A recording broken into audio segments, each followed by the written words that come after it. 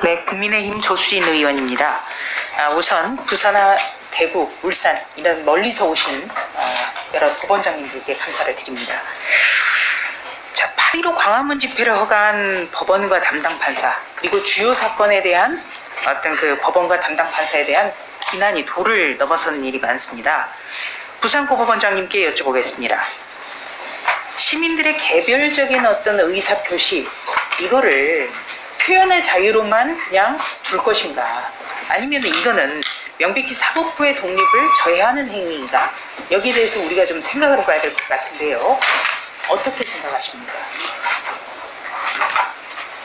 다시 한번 말씀해 주시겠습니까? 제가 잘못 들었습니다. 그러니까 8.15 광화문 집회라든지 주요 사건에 대해서 그 법원이라든지 판사에 대한 비판이 굉장히 도를 넘어서는 경우가 많은데, 이것을 혹자는 표현의 자유라고들 얘기를 하거든요. 그런데 이런 것은 표현의 자유가 아니라 법원의 독립, 판사의 독립, 이거를 침해하는 행위가 아닌가. 예, 고법원장님께서는 어떻게 생각하십니까? 네, 재판에 대한 학술적인 건전한 비판은 얼마든지 수용을 해야 될 것이지만, 그게 그 재판을 한 판사에 대한 인신 공격으로 나아가게 되는 것은 조금 우려스러운 상황이라 아니할 수 없습니다.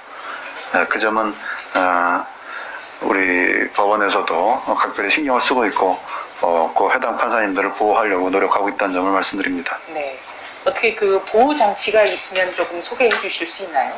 신변 보호 요청을 하면은 우리 법원 직원들이 출퇴근 시 신변 경호를 하고요. 경우에 따라서는 경찰 관서에도 보호 요청을 하고 있습니다. 그런 경우가 지금 있습니까? 올 들어서 있었습니까? 우리 부산고등 관내에는 없는 것으로 알고 있습니다. 다행입니다만 그런 일도 지금 강구를 하고 계신다는 말씀이시죠? 네. 그러면 청와대 게시판에 그 책임을 물어서 판사를 해임하라고 청원하는 일도 좀 많습니다. 이것 역시 논란의 소지가 굉장히 크다고 봐야 되겠죠? 그렇습니다. 네. 특히 다른 것보다 사법부와 행정부는 별개고 3권 분립인데, 이렇게 된다면은 행정부 아래로 사법부가 들어와라, 이런 신호로 받아들일 수밖에 없는 것 아니겠습니까? 네. 네. 자, 그리고 그 10월 3일도 그렇고 8월 15일도 그렇고요. 잘못된 집회 허가다, 이렇게 전제하시는 분들도 있습니다. 물론 코로나에서 이 장기화가 되기 때문에 방역은 굉장히 중요한 문제입니다만, 어떤 것은 허용을 하고 어떤 것은 안 되고 이런 기준이 없기 때문에 굉장히 좀 논란이 있습니다. 이번에는 대구 고법원장께 좀 질문을 드리겠습니다. 사법당국도 책상에 앉아서만 그럴 게 아니라 국민과 함께 협조할 때는 협조해야 된다, 이런 말도 나왔거든요. 그러니까 집회를 어떻게 보면은 허가하지 않아야 된다라는 그런 당부였습니다. 이게 법무부 장관의 발언입니다. 그 발언 들으셨죠? 네, 제가 직접 듣거나 상세한 내용은 잘 모릅니다만 그런 말씀을 하셨다고 하니까 그렇게 알겠습니다. 네, 언론 보도를 보고 어떤 생각을 좀 가지셨습니까? 글쎄요, 저는 제 생각에는 법원의 재판에 대해서 법원이 어떤 사회와 동떨어져서 재판을 하는 게 아니고 여러 가지 의견들을 충분히 들어서 재판을 하는 것이니까, 그 과정에서 다양한 의견을 말씀하실 수가 있고, 어느 측이든 마찬가지입니다만은 집회의 자유라든가 혹은 또 국민들의 코로나 안전, 이런 것들을 많이 말씀들을 하십니다. 그래서 그런 것들을 충분히 고려해서 법원이 재판을 하는 것이다, 이렇게 생각하고요. 다만 이제 아까 부산 고등법원장도 말씀하셨듯이 그렇게 저희들이 수용할 수 있는 법인 내의 건전한 비판이나 혹은 또 의견 제시는 저희들이 당연히 수용을 해서 재판에 반영을 합니다만, 그것이 정도를 좀 지나치면, 예를 들어 어떤 재판의 독립에 저해가 될 수 있는 그런 수준이라면 그것은 그래서는 안 된다고 생각하고요. 최근에 어떤 유불리에 따라서 각자의 입장에서 의견을 표명하는 과정에서 경우에 따라서는 재판에 대한 압력으로 비칠 수 있는 그런 사례들이 없지는 않다고 생각합니다. 그래서 그런 점은 모두가 자제를 해야 될 것 같고, 또 그것이 법원으로서는 심각하게 생각하고 있습니다. 그래서 그런 일이 없도록 당부드리고, 또 뭐 그런 걸 떠나서 법원으로서는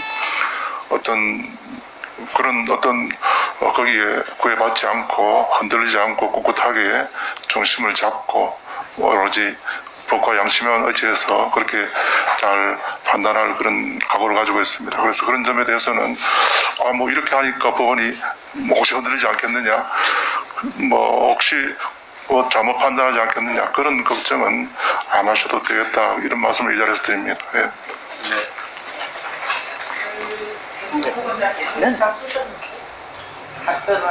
대구 법원장께서는 취임사에서 사법 신뢰를 회복하는 일과 재판 독립을 굳건하게 지켜내는 것이 우리의 몫이다, 이렇게 강조를 하셨습니다. 지금 금방도 말씀하셨지만 유불리에 대해서 각자의 의견을 표명하는 것, 이게 우려스러울 때가 있다라고 말씀하셨는데요. 어떤 구체적인 좀 사례를 좀 소개해 주실 수 있겠습니까? 네, 제가 어떤 구체적인 사례를 들어서 말씀을 드리는 건 아니고요. 또 그런 의견을 받아들이는 방식은 또 각자가 다 법관들이 다 다르기 때문에 어떤 사례가 이게 제대로 됐고 어떤 게 잘못됐다, 이런 말씀을 드리는 것은 적절치 않고 일반론으로서 말씀드리는 것입니다. 네. 김명수 대법원장은 판사들에게 늘 좋은 재판을 하라고 강조를 해왔습니다. 지금 좋은 재판을 할 수 있는 여건이라고 보십니까? 네, 뭐 대법원장님을 비롯해서 저도 마찬가지고 모든 법관들은 좋은 재판을 할 수 있는 여건을 만들기 위해서 많은 노력을 하고 있습니다. 저는 그런 과정이라고 생각하고요. 어쨌든 좋은 재판이라고 하는 것은 꼭 좋은 여건에서만 할 수 있는 것은 아니고, 뭐 어떤 여건이든지 간에 법관들은 그걸 다 감수를 하고 이겨내고 재판을 하는 것이니까요. 아까 다시 말씀드린 대로 법관들을 믿어주시고 재판을 잘할 것이다, 그렇게 공정한 재판, 또 올바른 재판 잘해라, 이렇게 격려해 주시면 감사하겠습니다. 예.